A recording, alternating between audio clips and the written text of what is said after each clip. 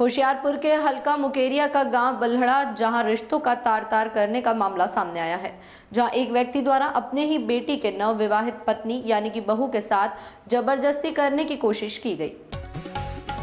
जब लड़की ने इसका विरोध किया तो उक्त व्यक्ति ने अपनी बहू को बेरहमी से पीटकर गंभीर जख्मी कर दिया। उस विषय पर जानकारी देते हुए पीड़ित लड़की ने बताया कि उसका विवाह 3 साल पहले गांव बल्हड़ा में हुआ था।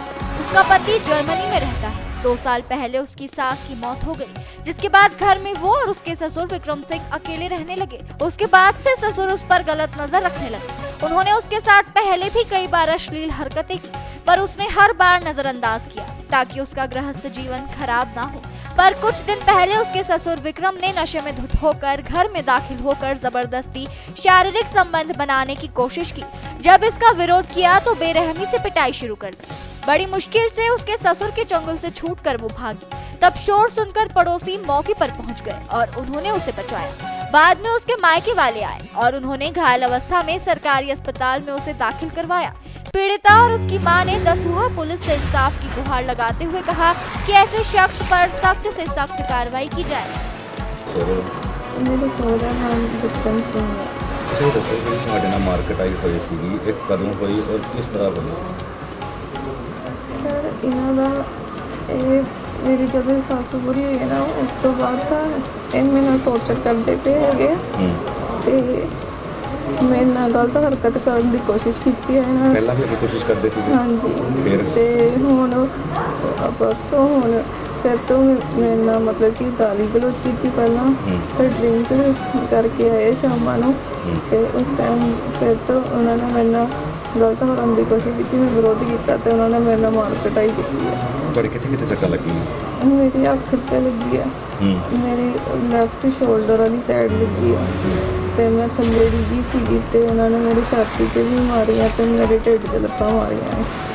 ਤੇ ਤੁਹਾਡੇ ਹਸਬੈਂਡ ਕਿੱਥੇ? ਮੇਰੇ ਹਸਬੈਂਡ ਬਾਹਰ ਨੇ। ਕਿੰਨੇ ਸਾਲ ਤੋਂ ਬਾਹਰ? ਉਹ ਪਿਛਲੇ 1.5 ਸਾਲ ਤੋਂ ਬਾਹਰ ਹੈ। ਤੁਹਾਡੀ ਸਾਲ ਹੋ ਗਏ ਸਰ। ਅੱਛਾ, ਇਹ ਦੱਸੋ ਕਿ ਇੱਕ ਜਦੋਂ ਬੇਟੀ ਨੂੰ ਪਤਾ ਲੱਗਾ, ਤੁਹਾਨੂੰ ਕਦੋਂ ਪਤਾ ਲੱਗਾ ਸੀ ਕਿ ਬੇਟੀ ਨਾਲ ਇਸ ਤਰ੍ਹਾਂ ਮਾਰਕੀਟ ਆਈ ਹੋਈ ਹੈ?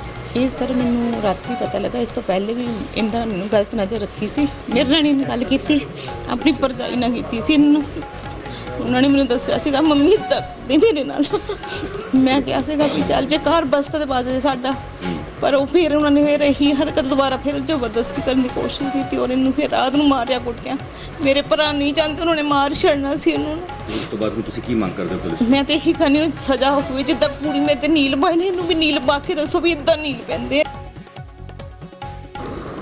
ਸਰ, ਇੱਕ ਬਲਹੱਡਾ ਪਿੰਡ ਤੋਂ ਇੱਕ ਮਹਿਲਾ ਦਾ ਮਾਮਲਾ ਆਇਆ ਸੀਗਾ ਕਿ ਸਹੁਰੇ ਵੱਲੋਂ ਕੁੱਟਮਾਰ ਔਰ ਹਰਕਤ ਕਰਨ ਦੀ ਕੋਸ਼ਿਸ਼ ਕੀਤੀ ਸੀ। ਕੀ ਸਮਾਂ ਦਾ ਇਹ ਸਾਡੇ ਕੋਲ ਇੱਕ ਐਮਐਲਆਰ ਰਿਸੀਵ ਹੋਈ ਸੀ ਥਾਣਾ ਦਸੂਹਾ ਦੇ ਵਿੱਚ, ਜਿਸ ਸੰਬੰਧੀ ਫਿਰ ਅਸੀਂ ਐਮਐਲਆਰ ਦੇ ਜਿਹੜੇ ਲੜਕੀ ਹੈਗੀ ਆ ਉਹਦਾ ਅਸੀਂ ਸਟੇਟਮੈਂਟ ਲਈ ਹੈਗੀ ਹੈ।